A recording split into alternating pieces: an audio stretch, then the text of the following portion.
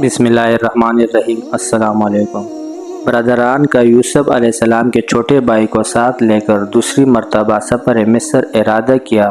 تو اس وقت حضرت یعقوب علیہ السلام نے ان کو شہر مصر میں داخل ہونے کے لیے ایک خاص وصیت فرمائی کہ اب تم 11 بھائی وہاں جا رہے ہیں تو شہر کے ایک ہی دروازے سے سب داخل نہ ہو بلکہ شہر پناہ کے پاس پہنچ کر متفرق ہو جانا اور شہر کے مختلف دروازوں سے داخل ہونا۔ سبب اس وصیت کا یہ اندیشہ تھا کہ یہ سب نوجوان اور ماشاءاللہ صحت مند قد اور صاحب جمال اور صاحب جاہت ہے۔ ایسا نہ ہو کہ جب لوگوں کو یہ معلوم ہو کہ یہ سب ایک ہی باپ کی اولاد اور بھائی بھائی ہے تو کسی بد نظر کی نظر لگ جائے گی جسے ان کو کوئی تکلیف پہنچے، یا اجتماعی طور سے داخل ہونے کی وجہ سے کچھ لوگ حسد کرنے لگے اور تکلیف پہنچائی جائے۔ حضرت یعقوب علیہ السلام نے ان کو یہ وصیت پہلی مرتبہ نہیں کہ اس دوسرے سفر موقع پر فرمائی۔ اس کی وجہ غالباً یہ ہے کہ پہلی مرتبہ تو یہ لوگ مصر میں مسافرانہ اور شکستہ حالت میں داخل ہوئے تھے، نہ کوئی ان کو پہچانتا تھا، نہ کسی سے ان کے حال پر زیادہ توجہ دینے کا خطرہ تھا۔ مگر پہلے ہی سفر میں ملک مصر نے ان کا غیر معمولی اکرام کیا جسے عام ارکان دولت اور شہر کے لوگ میں تعارف ہو گیا، تو اب یہ خطرہ قوی ہو گیا کہ کسی کی نظر لگ جائے یا سب کو ایک باشوکت جماعت سمجھ کر کچھ لوگ حسد کرنے لگے۔ نیز اس مرتبہ بنیامین چھوٹے بیٹے کا ساتھ ہونا بھی والد کے لیے اور زیادہ توجہ دینے کا سبب ہوا۔ حضرت یعقوب علیہ السلام نے ایک طرف تو نظر بد یا حسد کا اندیشے سے اولاد کو یہ وصیت فرمائی کہ سب مل کر ایک دروازے سے شہر میں داخل نہ ہو، دوسری طرف ایک حقیقت کا اظہار بھی ضروری سمجھا جس سے غفلت کی بنا پر ایسے معلومات میں بہت سے عوام جاہلانہ خیالات و اوہام کے شکار ہو جاتے ہیں۔ وہ یہ کہ نظر بد کی تاثیر کسی انسان کے جان و مال میں ایک قسم کا مسمرزم ہے، اور وہ ایسا ہے جیسے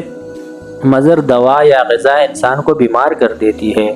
گرمی سردی کی شدت سے امراض پیدا ہو جاتے ہیں، اس طرح نظر بد یا مسمرزم کے تصرفات بھی انہی اسباب عادیہ میں سے ہیں کہ نظر یا خیال کی قوت سے اس کے آثار ظاہر ہو جاتے ہیں۔ ان میں خود کوئی تاثیر حقیقی نہیں ہوتی بلکہ سب اسباب عالم حق جل شانہ کی قدرت کاملہ اور مشیت و ارادے کے تابع ہے۔ تقدیر خداوندی کے مقابلے میں نہ کوئی مفید تدبیر مفید ہو سکتی ہے،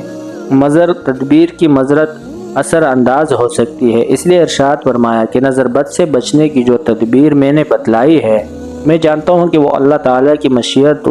واردہ کوئی نہیں ٹال سکتی۔ حکم تو صرف اللہ ہی کے چلتا ہے، البتہ انسان کو ظاہر تدبیر کرنے کا حکم ہے۔ اس لیے یہ وصیت کی گئی، مگر میرا بھروسہ اس تدبیر پر نہیں بلکہ اللہ ہی پر اعتماد ہے، اور ہر شخص کو یہی لازم ہے کہ اسی پر اعتماد اور بھروسہ کرے، ظاہری اور مادی تدبیروں پر بھروسہ نہ کرے۔ حضرت یعقوب علیہ السلام نے جس حقیقت کا اظہار فرمایا اتفاقاً ہوا بھی کچھ ایسا ہی کہ اس سفر میں بنیامین کو حفاظت کے ساتھ واپس لانے کی ساری تدبیریں مکمل کر لینے کے باوجود سب چیزیں ناکام ہو گئی اور بنیامین کو مصر میں روک لیا گیا، جس کے نتیجے میں حضرت یعقوب علیہ السلام کو ایک دوسرا شدید صدمہ پہنچا۔ ان کی تدبیر کا نام ہونا جو اگلی آیات میں منصوص ہے، اس کا مقصد یہی ہے کہ اصل مقصد کے لحاظ سے تدبیر ناکام ہو گئی، اگرچہ نظر بد یا حسد وغیرہ سے بچنے کی تدبیر کامیاب ہوئی، کیونکہ اس سفر میں ایسا واقعہ پیش نہیں آیا مگر بطاقت پر الہی جو حادثہ پیش آنے والا تھا اس طرف یعقوب علیہ السلام کی نظر نہ گئی اور نہ اس کے لیے کوئی تدبیر کر سکے، مگر ظاہری ناکامی کے باوجود ان کے تو کل کی برکت سے یہ دوسرا صدمہ پہلے صدمے کا بھی علاج ثابت ہوا، اور بڑی عافیت و عزت کے ساتھ یوسف اور بنیامین میں دونوں سے ملاقات انجام کا نصیب ہوئی۔ صاحبزادوں نے والد کے حکم کی تعمیل کی، شہر کے متفرق دروازوں سے مصر میں داخل ہوئے تو باپ کا ارمان پورا ہو گیا۔ ان کی یہ تدبیر اللہ کے کسی حکم کو ٹال نہ سکتی تھی، مگر یعقوب علیہ السلام کی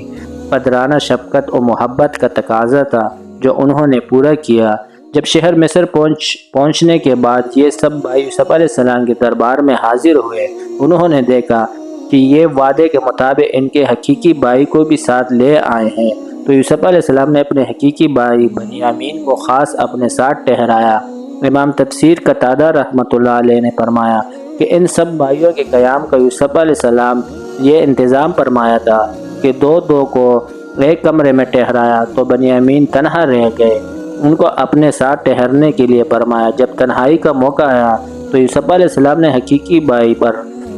راز پاش کر دیا اور بتلا دیا کہ میں ہی تمہارا حقیقی بھائی یوسف ہوں، اب تم کوئی فکر نہ کرو اور جو کچھ ان بھائیوں نے اب تک کیا ہے اس سے پریشان نہ ہو۔ حضرت یعقوب علیہ السلام نے ایک طرف تو نظر بد یا حسد کا اندیشے سے اولاد کو یہ وصیت فرمائی کہ سب مل کر ایک دروازے سے شہر میں داخل نہ ہو، دوسری طرف ایک حقیقت کا اظہار بھی ضروری سمجھا جس سے غفلت کی بنا پر اسے معاملات میں بہت سی عوام جاہلانہ خیالات اور دہام کے شکار ہو جاتے ہیں۔ وہ یہ کہ نظر بد کی تاثیر کسی انسان کے جان و مال میں ایک قسم کا مسمریز ہے اور وہ ایسا ہی ہے جیسے مضر دوا یا غذا انسان کو بیمار کر دیتی ہے۔ گرمی سردی کی شدت سے امراض پیدا ہو جاتے ہیں، اسی طرح نظر بد یا مسمریزم کے تصرفات بھی انہی اسباب عادیہ میں سے ہیں کہ نظر یا خیال کی قوت سے اس کے اثار ظاہر ہو جاتے ہیں۔ ان میں خود کوئی تاثیر حقیقی نہیں ہوتی بلکہ سب اسباب عالم حق جل شانہ کی قدرت کاملہ اور مشیت واردہ کے تابع ہے۔ تقدیر پر خداوندی کے مقابلے میں نہ کوئی مفید تدبیر مفید ہو سکتی ہے، مضر تدبیر کی مضرت اثر انداز ہو سکتی ہے۔ اس لیے ارشاد فرمایا، یعنی نظر بد سے بچنے کی جو تدبیر میں نے بتلائی ہے میں جانتا ہوں کہ وہ اللہ تعالیٰ کی مشیت واردہ کوئی نہیں ٹال سکتی۔ حکم تو صرف اللہ ہی کا چلتا ہے، البتہ انسان کو ظاہری تدبیر کرنے کا حکم ہے۔ اس لیے یہ وصیت کی گئی، مگر میرا بھروسہ اس تدبیر پر نہیں بلکہ اللہ ہی پر اعتماد ہے، اور ہر شخص کو یہی لازم ہے کسی پر اعتماد اور بھروسہ کرنے ظاہری اور مادی تدبیروں پر بھروسہ نہ کرے۔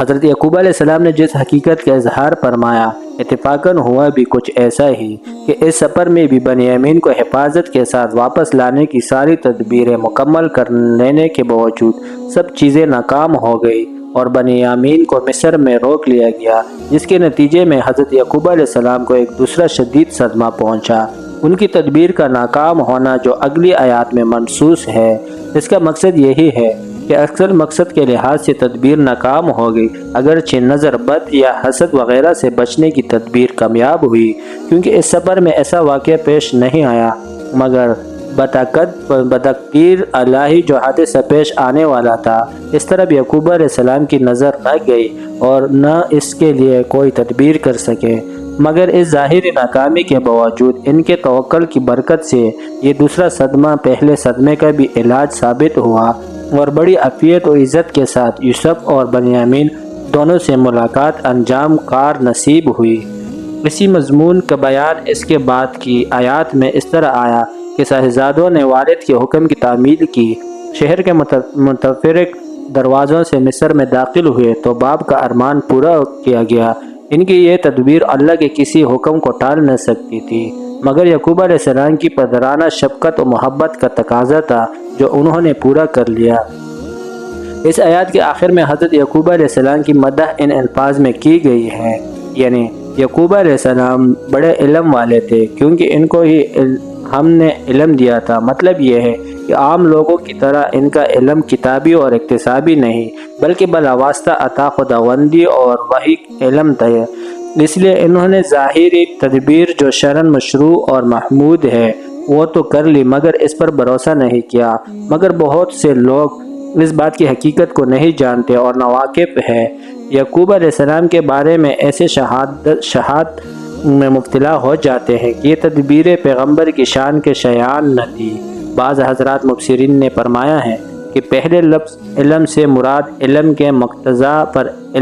عمل کرنا ہے، اور مطلب یہ ہے کہ ہم نے جو علم ان کو عطا کیا وہ اس پر عامل اور اس کے پابند تھے، اس لیے ظاہری تدبیروں پر بھروسہ نہیں فرمایا بلکہ اعتماد اور بھروسہ صرف اللہ تعالیٰ ہی پر فرمایا ہے۔ یعنی جب شہر مصر پہنچنے کے بعد یہ سب بھائی یوسف علیہ السلام کے دربار میں حاضر ہوئے اور انہوں نے دیکھا کہ یہ وعدے کے مطابق ان کے حقیقی بھائی کو ساتھ لے آئے ہیں، تو یوسف علیہ السلام نے اپنے حقیقی بھائی بنیامین کو خاص اپنے ساتھ ٹھہرایا امام تفسیر قتادہ نے فرمایا کہ ان سب بھائیوں کے قیام کا یوسف علیہ السلام یہ انتظام فرمایا تھا کہ دو دو کو ایک کمرے میں ٹھہرائے، تو بنیامین تنہا رہ گئے۔ ان کو اپنے ساتھ ٹھہرنے کے لیے فرمایا۔ جب تنہائی کا موقع آیا تو یوسف علیہ السلام نے حقیقی بھائی پر راز فاش کر دیا اور بتلا دیا کہ میں تمہارا حقیقی بھائی ہوں۔ یوسف علیہ السلام اب تم کوئی فکر نہ کرو اور جو کچھ ان بھائیوں نے اب تک کیا ہے اس سے پریشان نہ ہو۔ جزاک اللہ۔